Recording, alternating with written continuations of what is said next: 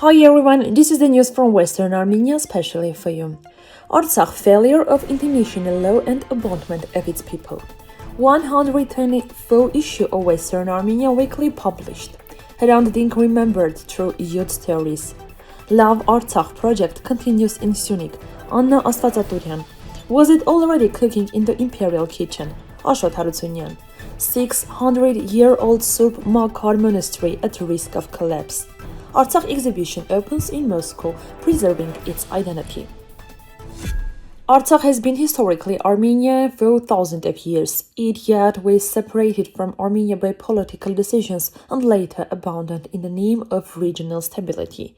In 2023, nearly all Armenians were forced to leave, creating a humanitarian disaster and exposing a serious failure of the international community. Armenians faced violence and cultural heritage was destroyed, including the Julfa cemetery. In 2022, Armenia recognized Azerbaijan's territorial integrity without involving Artsakh's population.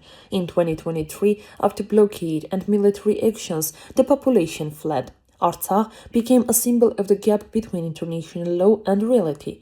Conclusion: when rights are ignored and people are abandoned, international law loses its meaning. Artsakh stands as one of the major moral and political failures of the 21st century and a warning to the world. Abrahamian, President of the Republic of Western Armenia. The 124 issue of Western Armenia Weekly has been released, covering important national, historical, and social topics. The cover features two ships Cilicia symbolizing Armenian memory, the connection of the homeland. The periodical also includes historical overviews, articles on preserving national memory, and alerts about the loss of cultural heritage. Especially concerning is the publication about the destruction of the 20th century Khachkar in the village of Hrant, once again emphasizing the urgency of preserving Armenian historical and cultural values. The Western Armenia Weekly continues its mission of highlighting key issues relating to national identity, historical justice, and the preservation of Armenian cultural heritage. The newspaper Agatangeghos has launched a project marking the 20th century anniversary of Hrant Dink's assassination. It invites young people who were too young or not yet born at the time to share, when they first heard about him, their impressions, how his ideas influenced them. Agatangeghos plans to publish a selection of the submitted stories in the newspaper, either with the author's name or anonymously, according to preference. The goal of the initiative is to preserve and transmit Hrant Dink's legacy and ideas through the new generation. Astvatsaturyan Turkot spoke about launching the Love Syunik project, similar to Love Artsakh, with supporting newborns. Starting June 1, the project will provide essential items for mothers and babies. Previously, it supported about 3,000 families in Artsakh. She also spoke about how everything began, how the idea was formed, and the stage the project went through before initiation. I'm a refugee displaced from Baku, and at the core of all this, we're all family, and Artsakh, from where 350,000 people were displaced. Artsakh is historically Armenian-led. Throughout our history, we have suffered many losses, and this was the first time we reclaimed our lands, she said.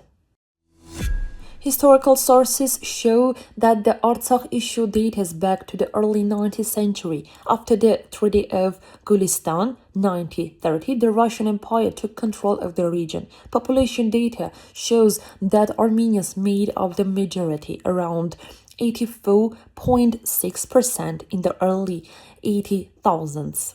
Even before Soviet times, policies like divide and rule were already shaping the region's structure.